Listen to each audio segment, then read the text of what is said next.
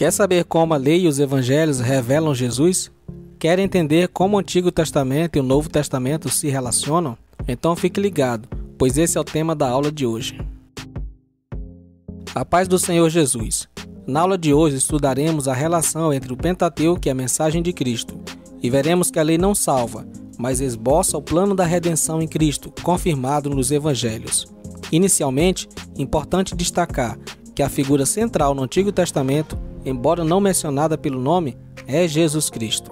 Jesus explicou isso aos seus discípulos depois de sua ressurreição. Lucas nos diz que, começando por Moisés e todos os profetas, Jesus explicava para eles em todas as Escrituras coisas a seu respeito. Lucas capítulo 24, versículo 27. Então, vamos aos estudos. Antes, peço que deixe seu like e se inscreva no canal, caso ainda não seja inscrito. Também, após o vídeo, pode deixar seu comentário e compartilhar com seus irmãos e amigos. Isso vai abençoar muito o nosso trabalho e também o nosso ministério. Deus abençoe. Vamos aos estudos. O capítulo 1 da lição vamos estudar sobre o Pentateuco, a lei de Deus. O Pentateuco refere-se aos 5 primeiros livros da Bíblia: Gênesis, Êxodo, Levítico, Números e Deuteronômio. Na maior parte, tanto a tradição judaica quanto a cristã acreditam a Moisés a autoria primária do Pentateuco. Esses 5 livros formam o fundamento teológico da Bíblia. Pentateuco é uma palavra que deriva de 2 termos gregos, penta e teukos, que significa 5 volumes. O comentarista da lição destaca que é de praxe estudar a lei sob 3 aspectos, a saber, primeiro, morais, que possuem validade permanente para todos os povos. Segundo, os cerimoniais, que tratam da liturgia religiosa dos judeus. E terceiro, os aspectos civis, que dizem respeito à responsabilidade do israelita como cidadão. Entretanto, a grandeza da lei vai além de tudo isso, pois nela Deus esboça o plano da redenção humana em Cristo.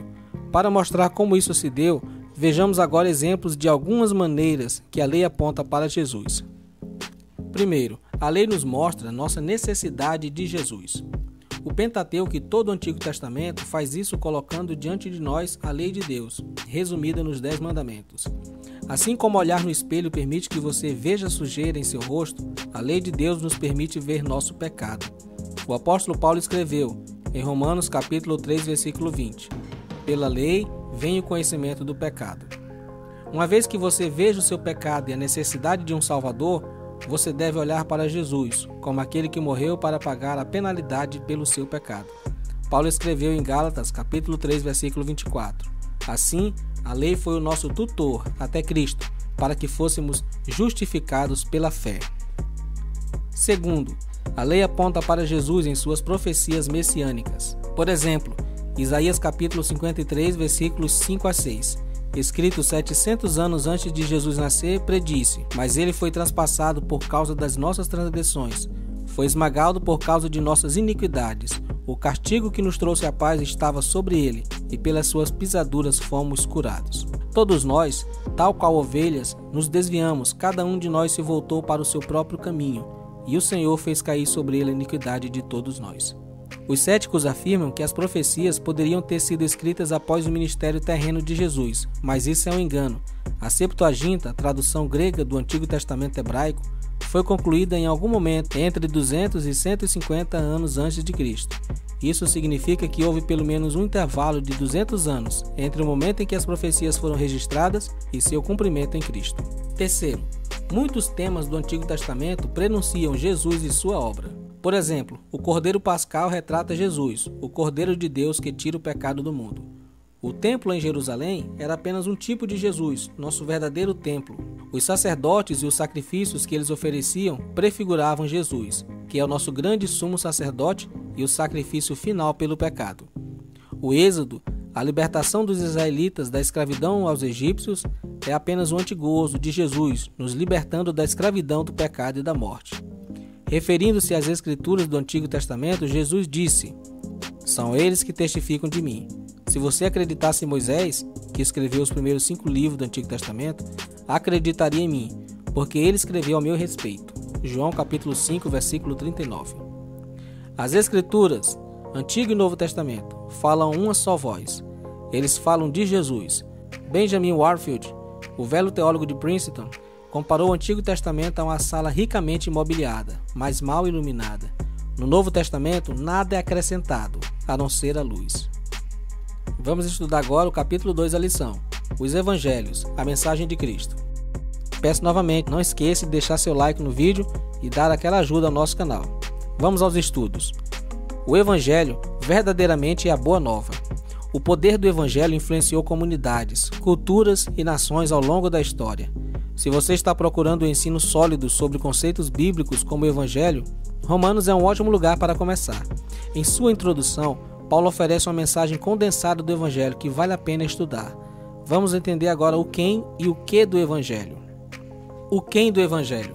Em Romanos capítulo 1, versículos 3 e 4, Paulo descreve quem é o Evangelho.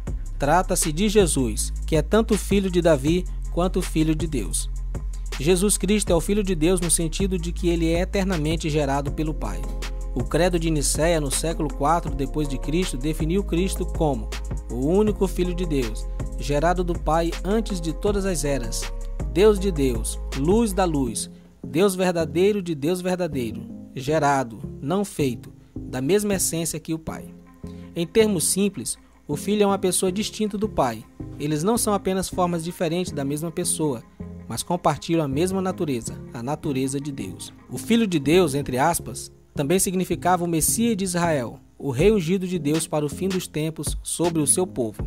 A expectativa era que este rei seria um descendente de Davi, conforme Ezequiel capítulo 34, e viria da cidade natal de Davi, Belém, Miqueias capítulo 5. Em Romanos 15, Paulo refere-se ao pai de Davi ao chamar de Jesus de a raiz de Jessé. E o Novo Testamento frequentemente conecta a messianidade de Jesus com Davi. Jesus é este Messias, o governante designado por Deus sobre Israel, e que também tem todas as nações como sua herança. Além de ser da linhagem de Davi, Jesus é o destinatário de uma designação especial do Pai em sua ressurreição. A nomeação não é algum tipo de mudança na natureza de Jesus, mas vem porque Deus trouxe uma nova realidade de existência. O reino de Deus veio, e com ele o rei designado por Deus naquele reino, seu Filho. Como o Apocalipse coloca, agora veio a salvação e o poder e o reino do nosso Deus, e a autoridade do seu Messias. Apocalipse 12. Não é que Jesus tenha recebido uma promoção ou alguma injeção especial de poder. Após sua ressurreição, ele não está mais sujeito à fraqueza humana na terra, mas é exaltado à destra de Deus para reinar sobre a nova criação que Deus inaugurou. O que do Evangelho? Em Romanos 1, versículos 16 e 17, Paulo resume o que do Evangelho. Paulo dá um resumo compactado das boas novas, comprimindo em 2 versículos o que ele expandirá mais tarde. O Evangelho tem uma natureza, um alcance e os seus meios. A natureza do Evangelho é o poder de Deus. O mesmo poder na criação do mundo ou na ressurreição de Jesus dos mortos está em ação quando nós, seres humanos fracos, compartilhamos o Evangelho. Seu alcance é global. Embora os judeus, que ouviram o Evangelho primeiro, e os gentios possam parecer apenas 2 nações, eles representam todas as nações. Gentio aqui significa qualquer um que não seja judeu. Não há parte no mundo muito obscura ou muito perdida para as boas novas. O meio de receber esta boa nova é crendo, confiando em Deus e crendo nas promessas de Deus sobre Jesus. Quais são os efeitos do Evangelho? Além da natureza, alcance e meios do Evangelho, que acabamos de estudar, Romanos 1 também descreve 3 efeitos do Evangelho. O primeiro é a justiça. Em resumo, justiça refere-se ao status de ter obedecido a todos os requisitos de Deus. Deuteronômio capítulo 6. O milagre das boas novas é que, embora fora de Cristo sejamos pecadores ímpios, Deus nos vê como justos. É como se tivéssemos cumprido completamente a vontade de Deus. Romanos 4.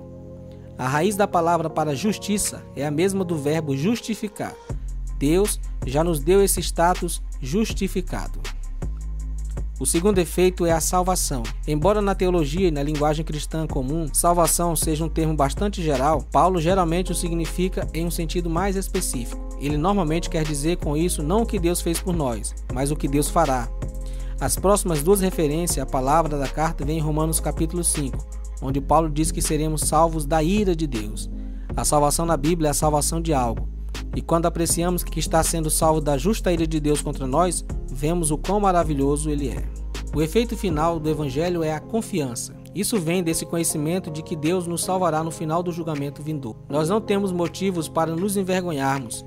Nós podemos ter preocupações de curto prazo, mas no final das contas, temos a certeza do amor de Deus, proteção e o dom da vida eterna. O apóstolo Paulo tem essa confiança não porque ele é um apóstolo, mas porque ele é um cristão. Ele diz que está confiante não porque Deus o designou como um vaso escolhido, mas porque o Evangelho é o poder da salvação. Portanto, podemos ter essa mesma confiança. Este é o Evangelho, as boas novas que proclamam o reino de Deus e a mensagem de salvação em Jesus Cristo. Partimos agora para a conclusão do nosso estudo. Como se bem escreveu o pastor Fred Malone, entender a lei e o Evangelho de maneira adequada é a chave da vida e pregação cristocêntricas. Nós o apresentamos como aquele que cumpriu a lei para os pecadores debaixo da lei, que vicariamente assumiu suas transgressões da lei e o juízo merecido, morrendo então sobre a cruz em um sacrifício justo diante de Deus pelos injustos. 2 Coríntios capítulo 5, versículo 21 diz: aquele que não conheceu o pecado, ele o fez pecado por nós, para que nele fôssemos feitos justiça de Deus. Agora, chamamos a todos os que estão condenados debaixo da lei a se arrepender e aceitar pela fé a reconciliação debaixo da graça e a vida eterna. E convocamos os salvos pela graça a viver pela fé com alegria, debaixo da graça, e estabelecer sua vida obediente, santa, guardando a lei com amor pelo seu querido Salvador e Senhor, que disse: se me amais, guardarei os meus mandamentos. João 14.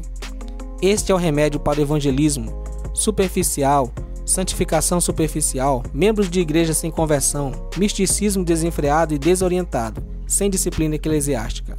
A lei e o evangelho são diferentes. Embora sejam amigos inseparáveis, a lei dá apoio à pregação do evangelho, revelando o significado e a glória da cruz. E o evangelho, que salva da condenação da lei, manda os remidos de volta para a lei, como a regra de vida debaixo da graça. Esse foi o estudo de hoje. Espero que tenha contribuído para uma melhor compreensão dessa tão rica lição. Muito obrigado pela atenção, Deus abençoe e até o próximo vídeo.